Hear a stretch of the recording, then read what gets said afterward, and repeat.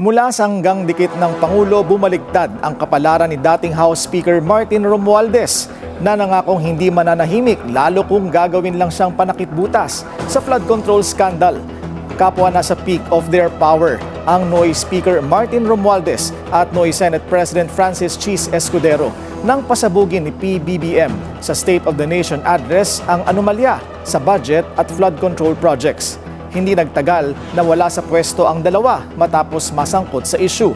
Sa kaso ni Romualdez, una siyang idinawit na mag-asawang diskaya sa Senate hearing noong September na binabanggit umanong pangalan ng mga mambabatas kasama si resigned Congressman Zaldico para humingi ng komisyon.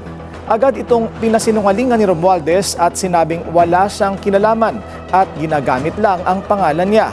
Agad ding nilinaw ni Curly Diskaya sa isang hearing sa Kamara na wala siyang direktang transaksyon kay Romualdez. September 17, nagbitiw si Romualdez bilang speaker, sabay sabing hindi dahil may kasalanan siya, kundi para bigyang daan ng isang independent probe.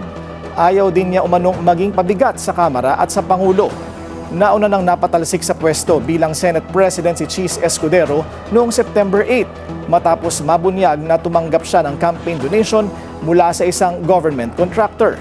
September 25, tumistigo si DPWH Undersecretary Roberto Bernardo at idinetali ang modus ng porsyentuhan sa mga proyekto.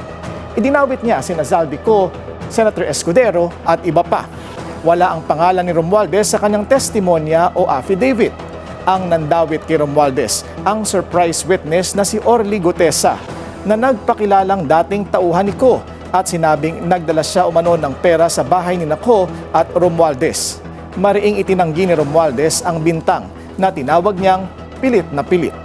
October 14, tumistigo ng 2 oras si Romualdez sa Independent Commission for Infrastructure o ICI at voluntaryong nagbigay ng affidavit.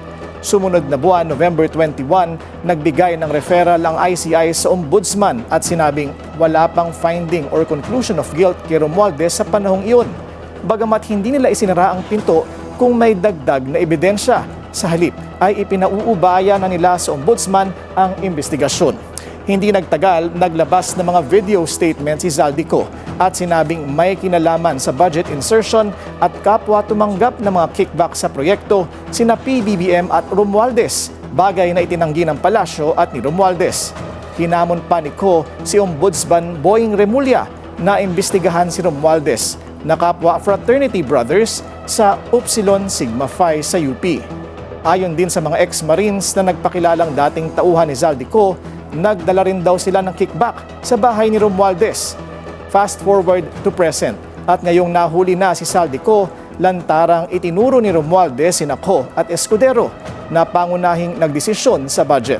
Parehong present sina Romualdez at Escudero na nooy mga leader pa ng Kamara at Senado sa pagtatapos ng BICAM na bumuo ng 2025 budget.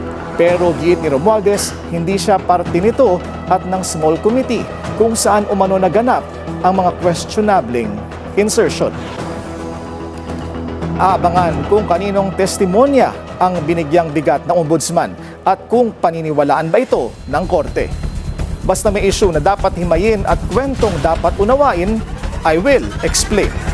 Manatiling nakatutok sa Bilyonaryo News Channel, sumubaybay sa aming social media accounts at mag-subscribe sa aming YouTube channel para sa mga eksklusibong balita at storya.